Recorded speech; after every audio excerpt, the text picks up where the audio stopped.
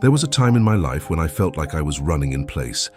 No matter how hard I worked, how many goals I ticked off, or how much I achieved, something always felt incomplete.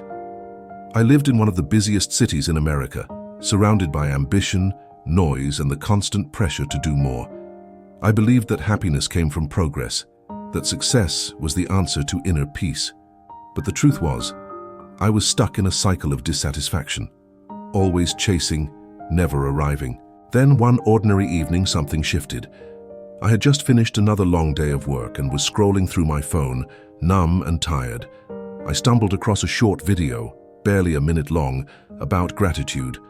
It was nothing flashy, no deep philosophical lecture, just someone talking about how taking a few minutes a day to feel thankful had changed their life. I almost scrolled past it, but something about the calm in their voice made me pause. And in that moment, something inside me whispered, "Try it." So I did.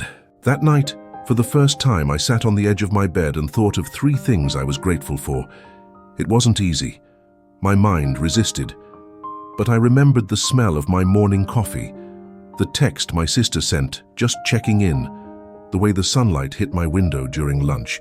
They were small, almost forgettable moments, yet in that silence I felt something shift, a warmth, a kind of calm that I hadn't felt in weeks, and I decided to do it again the next day. What began as a simple nightly ritual soon became a part of my daily rhythm.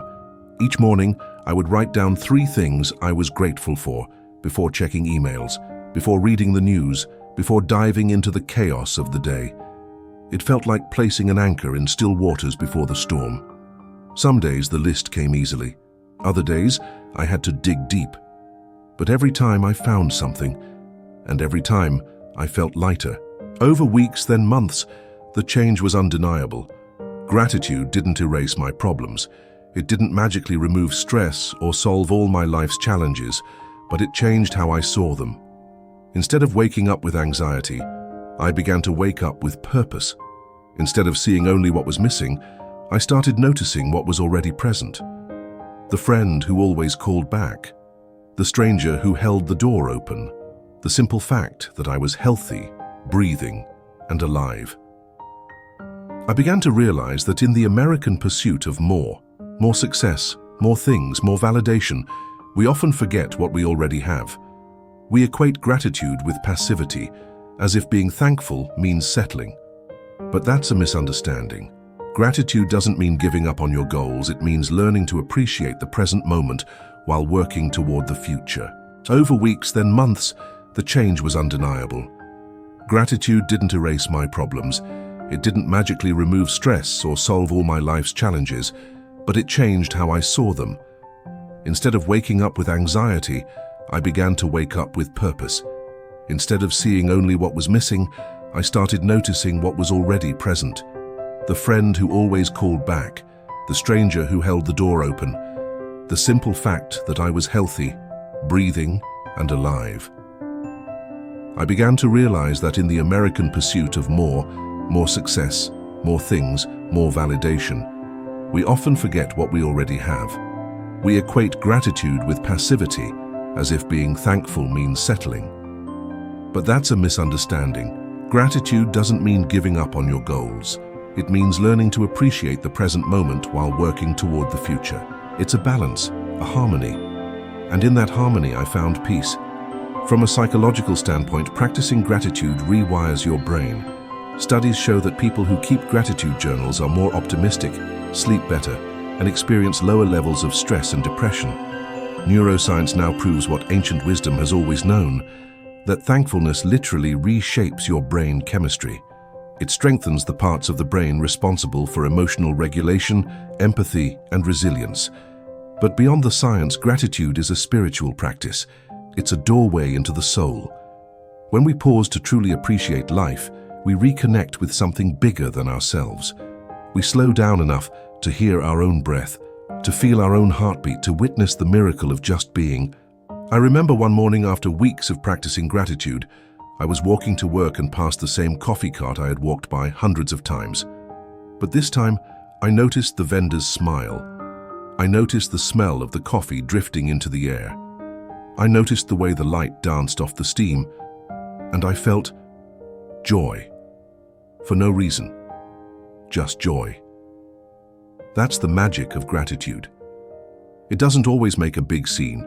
It doesn't announce itself with fireworks, but it quietly transforms how you see, and in doing so transforms who you are.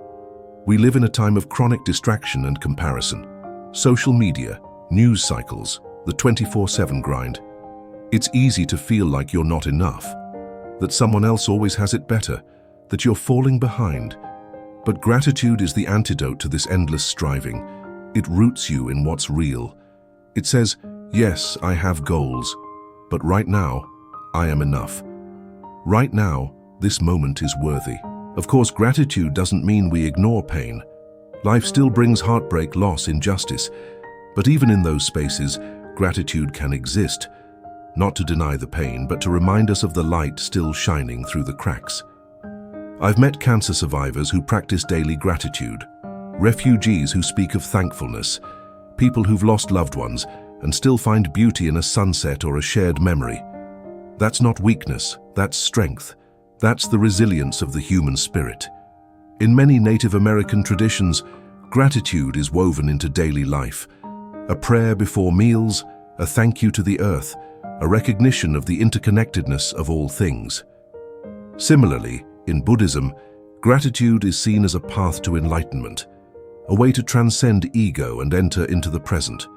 In Christianity, Islam, Hinduism, nearly every major tradition teaches that gratitude is holy. It's not a trend.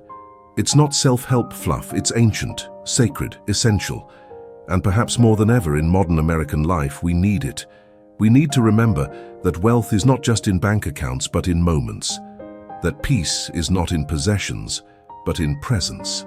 That joy is not in perfection, but in perspective. Gratitude doesn't require big changes. It starts with a single choice.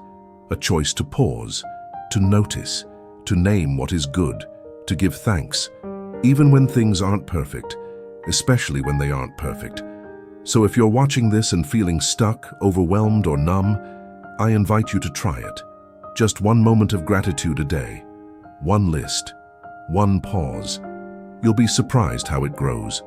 You'll be surprised how it heals. Because gratitude is more than a feeling. It's a way of seeing. It's a way of being. It's a way of coming home, to yourself, to this life, and to the beauty that's been waiting for you all along.